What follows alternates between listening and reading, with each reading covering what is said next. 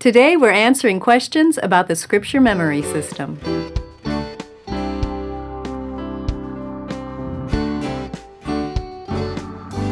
Welcome to the Simply Charlotte Mason podcast. I'm Sonya Schaefer.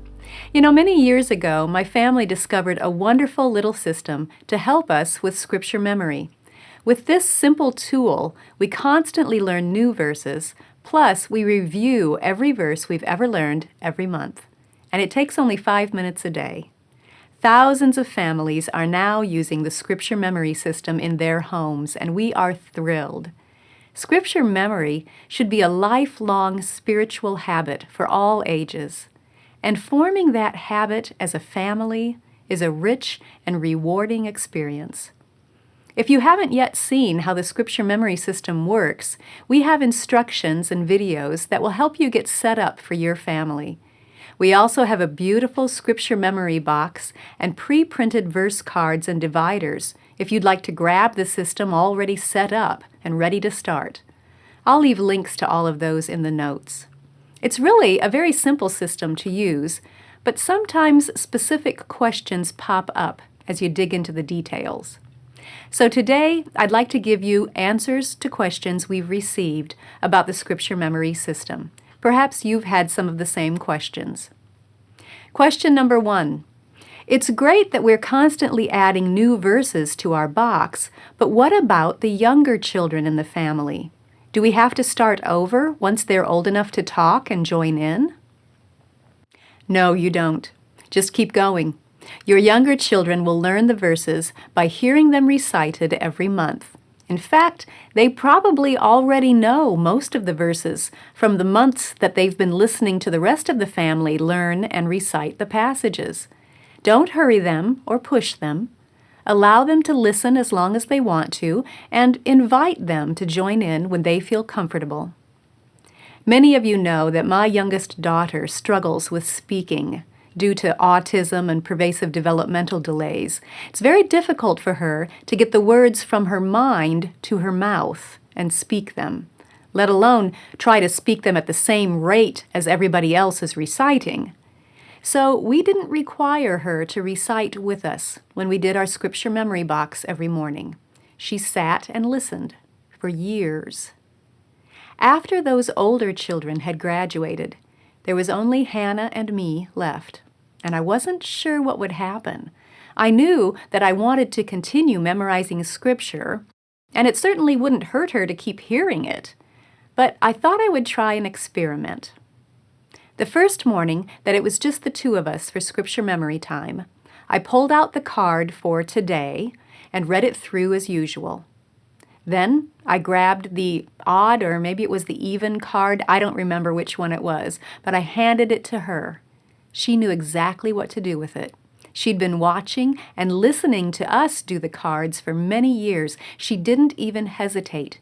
She read the reference and then read the verse and read the reference again, but she wasn't really reading it. She was quoting. She was reciting.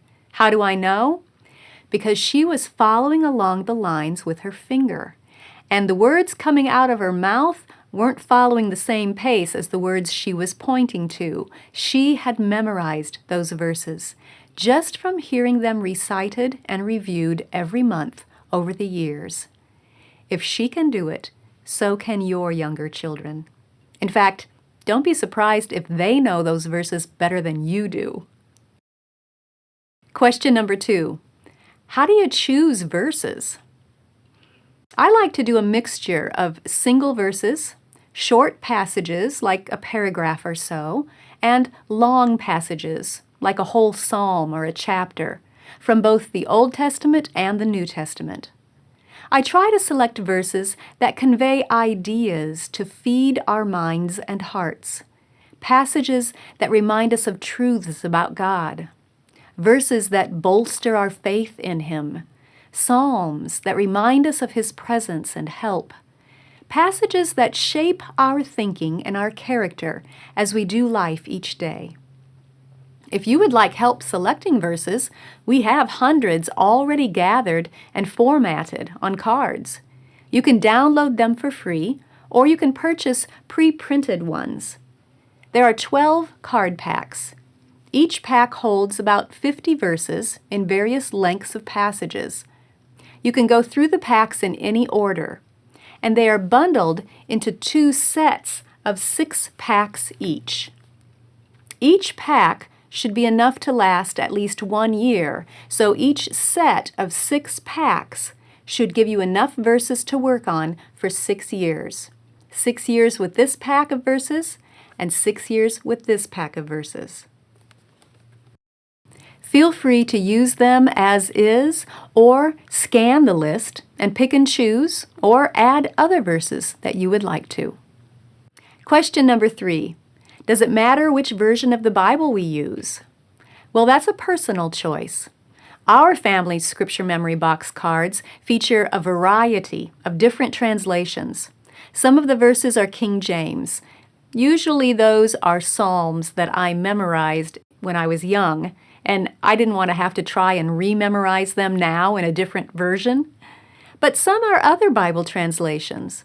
For example, if our church was focused on a particular passage for a sermon series, we might work on memorizing that passage, and we would use the same translation that our pastor was using to tie the two together.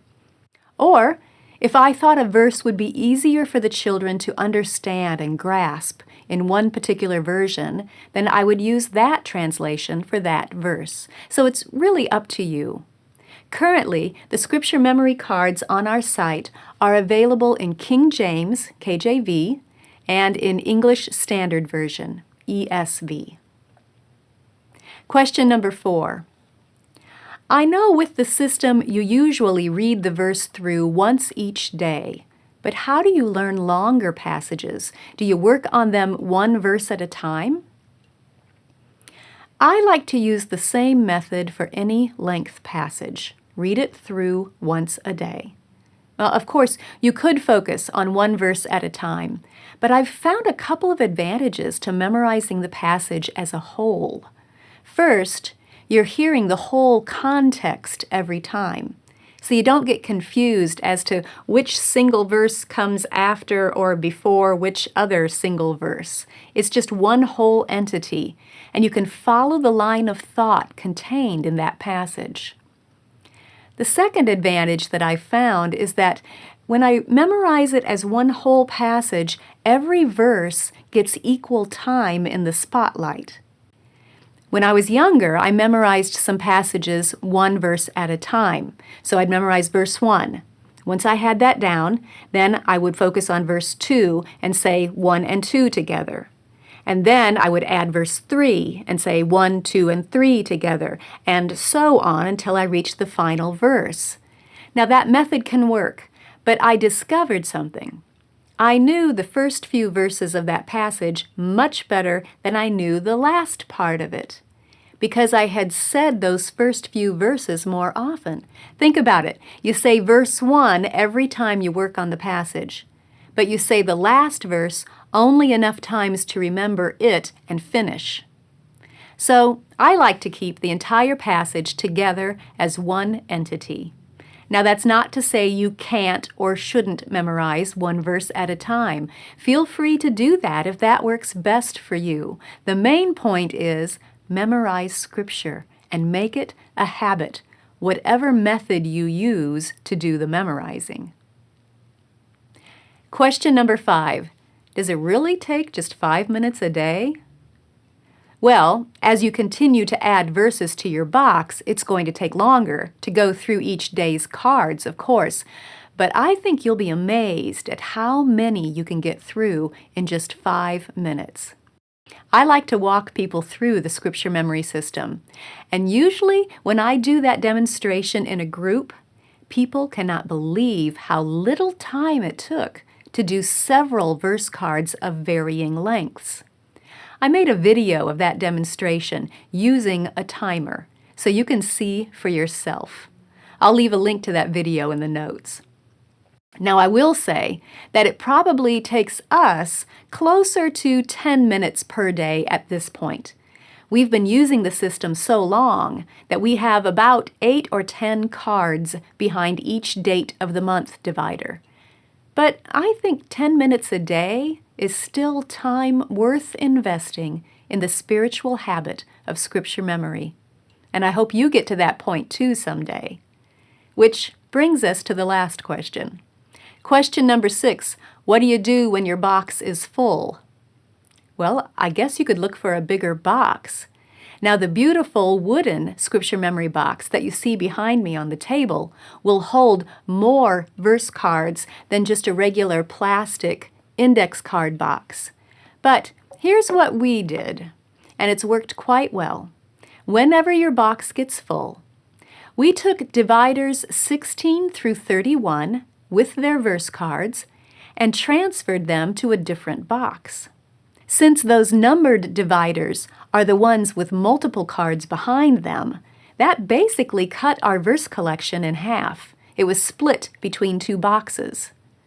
Now, on the 1st through the 15th of the month, we use 1 box. On the 16th, we grab those front few dividers and verse cards, just daily, odd, even, and days of the week, and we move them to the front of the other box. Then we can use that box for the rest of the month. On the 1st of the month, we move just those front cards and dividers back to the original box. Takes about 2 seconds to move them. And then we're all set to go through the 15th. That's what has worked well for us. Maybe some of you have a different solution. If you do, I'd love to hear about it. Moving to 2 boxes is a Scripture memory milestone in my book. I hope many of you get to experience that joy. But it happens 1 verse or 1 passage at a time. Be faithful to take just a few minutes each day and do Scripture memory as a family. If you haven't started yet, I encourage you to download those free verse cards or purchase the pre-printed ones, grab a recipe card box, or invest in that beautiful handcrafted box that's available on our website. Then watch the videos to see how simple the Scripture memory system is to do. You'll find links to all of those in the notes. Just 5 minutes every day. It's time well spent forming a habit that will nurture, instruct, and guard your family's hearts and minds for life. If you enjoyed this video, make sure you subscribe through iTunes, Google Play, YouTube, Facebook, Instagram, or your favorite podcast app so you don't miss an episode. You can also subscribe to the audio version of this podcast or read the blog post on our website at simplycharlottemason.com.